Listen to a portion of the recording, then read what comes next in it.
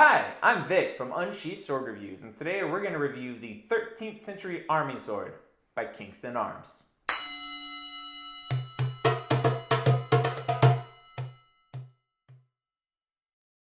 going to start out with a disclaimer, though, which is to say that we are not sword experts. I would define us as sword enthusiasts, which is to say we like to look at swords, learn about swords, play with swords, but we are not students of medieval history necessarily. We don't train in HEMA or other martial arts that would teach us to use swords. But we do enjoy to purchase and display and play with our swords, and we want to help you make informed decisions for yourself as well. Because again, you can't go to the sword store and play with most of these. So if you're going to spend a significant amount of money, we want to give you enough information to make that decision in an informed way. So let's talk about the fit and finish on this sword. First of all, what is this sword? Talk about this sword. You're the medieval sword guy. What's going on? So this is actually a really interesting piece, John, and one that a lot of people in the sword community kind of have a fondness for. And the reason why is this is actually made by Kingston Arms, which is a relatively new sword manufacturer. But the thing that's really neat about it is actually designed by well-renowned sword manufacturer Angus Trim. So I'm sure most of you who are watching this video have heard that name before. He makes some absolutely gorgeous swords and really well-balanced, well-weighted, well-feeling swords. So what he did was he gave his specifications for all of this sword, everything, how it should look, how it should feel, all that, and the Kingston Arms builds it to that. So in theory, what it should give us, and what hopefully will answer the question, is this should be a very good-looking, very well-handling sword that you can get for a reasonable price. This is not a $1,200 sword like most of his are. So that's what this is. It's built by Kingston Arms, designed by Angus Trim. That's pretty exciting. It's actually really exciting, and that's the thing cool that I think a lot of people got excited for. And as far as the overall aesthetic, I think it nails this. I think this is a gorgeous sword aesthetically. So, yeah. Beautiful. So, but in terms of, so obviously it's a good idea. It's nice to have a top-line designer designing something for more of a mid-level sword company, so you can get something that's amazing and also well-designed and also reasonably priced. Right. That's great. How did they do? How did the fit and finish land? Well, John, it's not a $1,200 sword. So okay, and this is exactly kind of what you would think, right? So it looks amazing, but the finer fit and finish issues that it has are represented for lots of swords in this price range. And that one, it has a very large gap in the crossguard and an asymmetrical gap. Now, that doesn't really affect its performance, as we'll talk about later in the video. There might be a little bit of a concern with water getting in there, you know, if you're cutting water bottles and stuff like that. I'm kind of a stickler for fit and finish, and it doesn't bother me all that much, but it is very apparent once you start playing with it, holding your hand and looking at it. Also, it is a peened pommel construction, which is great, except that the peen is very rough. There's lots of hammer marks. It hasn't been polished or anything like that, so that is very noticeable. Also, again, doesn't affect the functionality. It's just something to notice. And the grip, this has a nice red grip. While it looks really good, there is a very noticeable seam, and the seam is not straight. It kind of does the zigzag thing. Now, you can't feel the seam. It doesn't affect handling at all, but these are just kind of aesthetic imperfections that in a sub $500 sword, you're going to notice versus a $1,200 sword, you would expect to be a lot better. Right. But in terms of the fit, everything feels right. Everything feels tight. Nothing feels like it's going anywhere. This is a very well-constructed sword. Just some of the little nuances aren't quite there, but that's expected in this price range and nothing I'm really upset about. Right. And, you know, if you folks have watched our videos before this, you know that Vic is the guy who's pretty, you know, he's pretty harsh on fit and finish. He's a little bit bougier in the way he looks at things, and it doesn't tend to bother me very much. So, like, for me, the handle was a selling point for me because, number one, it is elliptical shaped so that it really indexes very well. It feels absolutely fantastic in the hand, and I really like it. Seems to have some sort of a cord wrap underneath the leather, and then the leather is stretched over it, and I think it just really looks fantastic. It looks like a gorgeous sword, and it feels like a really well-designed, functional sword in your hand. I really enjoy it. Which the leather cord wrap is also something you see on much higher end swords. So the fact that you're getting that in this price range at all is actually a really good selling point for it. So. You know, and one other thing to talk about is the blade type, which is relevant. Yeah.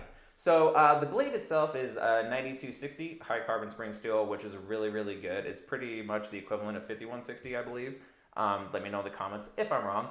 But this is a Oakshot Type 14 blade, which is a really, really cool, really, really fun typology in that this is happening during a transitional period, kind of in the medieval times, in where plate armor is becoming more developed and more highly used.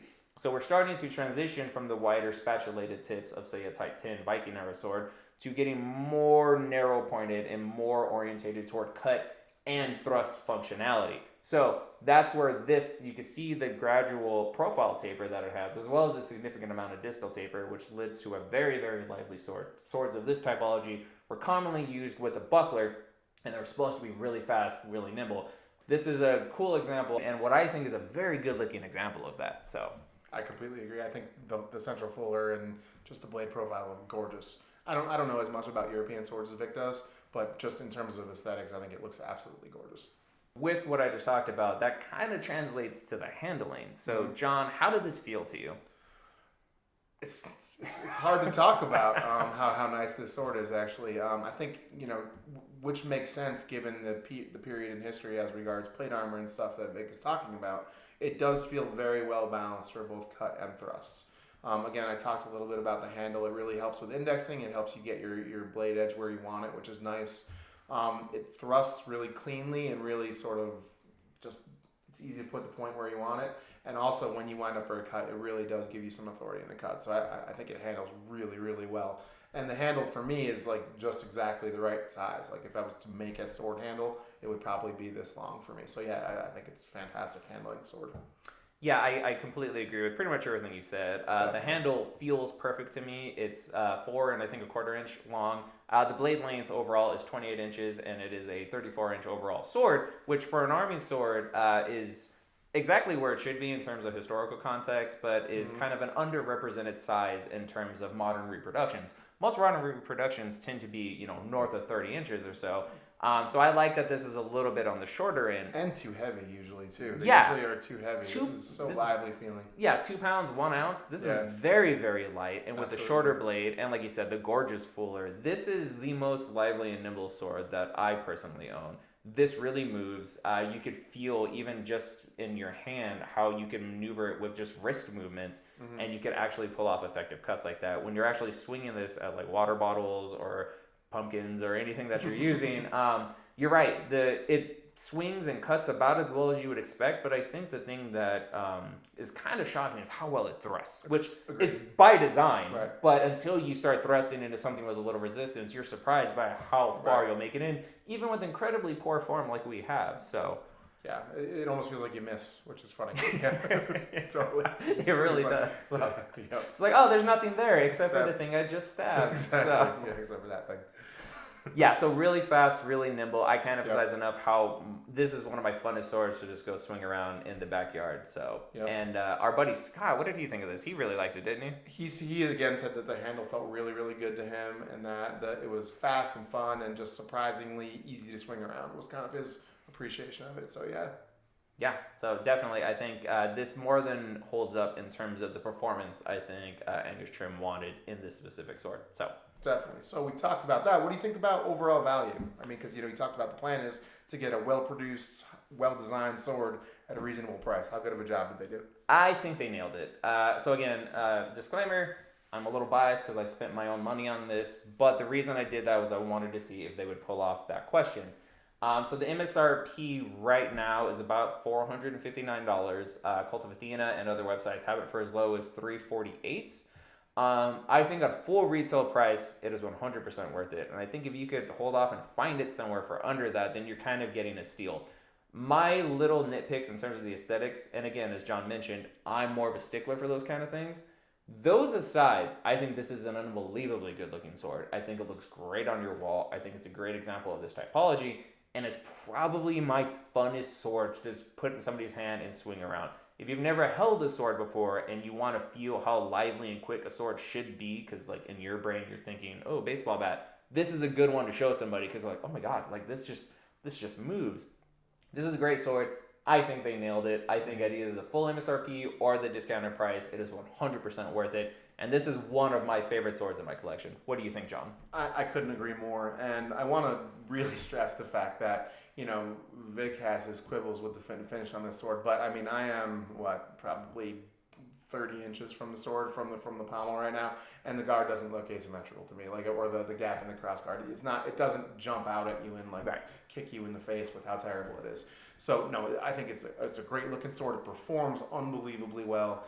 Value, I think it's like off the charts. You really, and again, especially if you could get it for cheaper than the MSRP, get it as soon as you have the option to do that.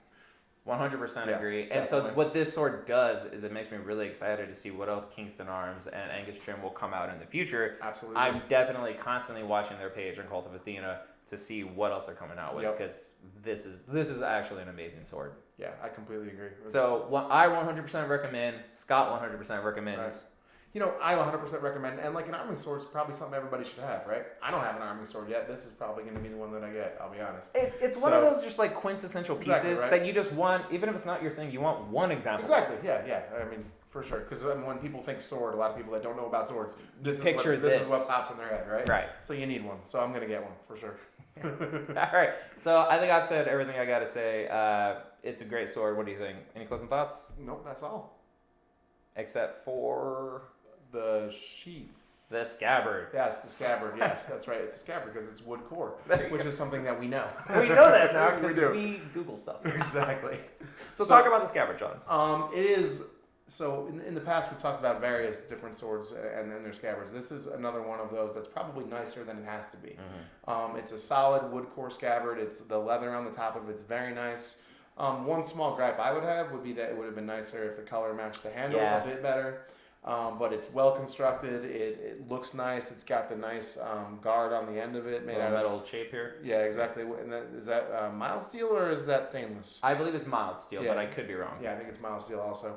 But yeah, I mean, it looks great, and it'll definitely stop it from cutting up the inside of your car when you drive it to your friend's house. And like you said, like a sub $500 sword, you'd be happy just to have like a leather sheath. Like the fact that it's actually a wood scabbard is cool. I agree with you. My complaint, I wish it was color matched a little bit better, but I'm just happy it has one. If we're being totally honest, I completely agree with that. Yeah, it does the job very well. Absolutely. So yeah, that's about all I got then. Yeah. Other than that, it's a great sword. You should probably buy it. And if there's anything else that you guys would like us to talk about or that you would like us to touch on, anything that you want us to mention in future videos or even like subsequent information about this specific sword, let us know in the comments, sound off, and we will be happy to answer any and all questions that you have and even possibly make follow-up videos if that's requested enough. So yeah. And if you like what you saw today, it would really help us out if you would both like and subscribe and pay attention, hit the bell in the future so you can catch future videos. Thanks so much for watching. Peace. Peace.